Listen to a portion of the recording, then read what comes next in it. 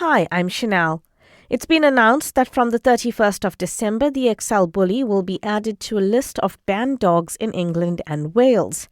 Here on the island, the Department of Environment, Food and Agriculture says it's assessing how to proceed. Anita Williams is an animal psychologist and also rehomes animals on the island. She told me she'd like to see the Manx government give XL Bully owners licenses for their pets instead of also banning the breed. The big stories around is the fact that it's like a bravado, an animal that will protect them, usually used by drug addicts, people who sell drugs, guard dogs, people that need to be protected from, from the people that they deal with. And then there's the lovely owners who just buy them because they're a big, bulky, chunky animal that does have a good reputation for being a good family dog. Unfortunately, the reason why it's all going wrong is the breeding. People that are not knowledgeable on the breeding of these dogs and what to mix them with and checking whether there's any identification with the female being a family member, we're having a lot of interbreeding. And one of the biggest problems is the dogs that were brought over from America have what is known as Kimbo syndrome. They have a genetic disorder which affects the dogs maybe at 7 months old, maybe at 10 months old, maybe at 2 years old. These dogs have been have attacked people, have killed a 4-year-old child, have killed a little boy, massive attacks on humans, and these all have exactly the same DNA symptoms, DNA results going through them, and unfortunately, all relates to one dog in America. So we are not testing them. We're not testing them in the UK. We're not testing them if they come over here into the Isle of Man. They're just being bought as pets. But nobody knows that they really should be genetically tested to make sure that they haven't got that gene from that big dog in America. And the crux of the argument in the UK, at least, with their expected ban on XL Bully dogs is that they're attacking people. Do you know if there have been any instances of XL Bully dog attacks on the island? None. Chihuahuas, collies, cockapoos, cocker spaniels. So quite a few other breeds, but never an XL. So I've not dealt with one aggressive XL dog on this island. So if there isn't any attacks happening, is there any need to actually ban them? Because obviously the UK is going to ban them, but the Isle of Man government says it's working on next steps, whatever that means. But that does indicate that it's on their radar. So is there any need for them to consider that? Well, firstly, we're not 100% sure now whether the UK can ban them, because the rules and regulations that they've made up have got so many flaws in them that John Cooper, one of the biggest solicitors over in the UK, I'm not sure whether his name is John, but I know it's Cooper, and the RBC and also the RSPCA have gone against this ruling, and they want the holes filled and all the flaws ironed out before this can actually be accepted as a ban. So I don't think we're going to get to the 31st of December and them turn around and saying, yeah, we've got this ban on.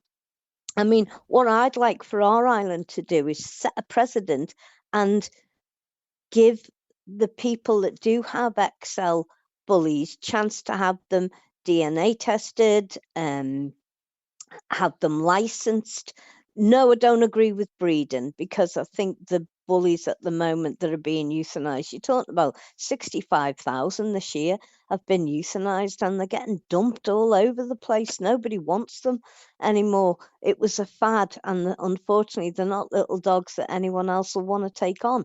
They're getting the XL bully sites over in the UK. The rescues are actually bursting at the seams with them, and that's before the ban comes in. They're finding abandoned litters of pups at the moment over there, especially up in Scotland. The girls there are working, nearly 24 hours a day trying to rescue as many as they can that they're getting found on the motorways or the side of the road, etc. So what I'd like our island to do, don't ban them. Don't cause, people to start giving up their dogs or dumping them on the MSPCA or with me. Let them be licensed. Let them prove that they are decent owners. I mean, I'm working with a lady now that's got 3 XL bully pups. She's amazing. Her husband, the whole family, they're working by the rules. They're setting the muzzles on their pups ready for if we do take a ban. They're training them. They're keeping them well educated. So, we need that chance on the island, and I think we don't need to go in with all guns blaring.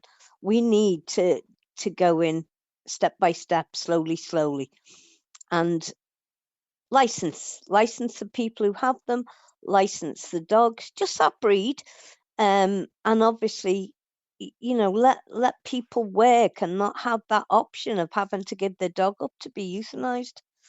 I don't want us to follow what the British people are doing because they haven't got a clue. They really haven't. Experts are even saying they haven't got a clue. RSPCA saying they haven't got a clue. And I was going to ask you whether you know of any instances where people are potentially looking to abandon or have abandoned their dog. On our island, no. UK, yes. We get badgered all the time if we could take some of the dogs over. We have had 2 from the police in the UK. They asked us to take them because of the fact they were very good dogs. They'd been assessed. There was no issues with them. So we took them on. But no, we're not going to be bringing any more over because this is how highly we feel about this ban that's coming in. It's not right, and we're hoping that our island does set a precedent and just license people to have them and licenses the dogs.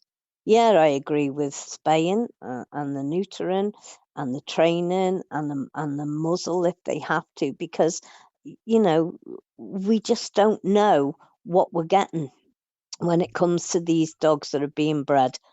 I would have, if I was going to have one, I'd have a DNA test done on it before I accepted it into my family. And one argument that we hear quite often is it's not so much the dog, it's the owner and a lack of training. Is that true?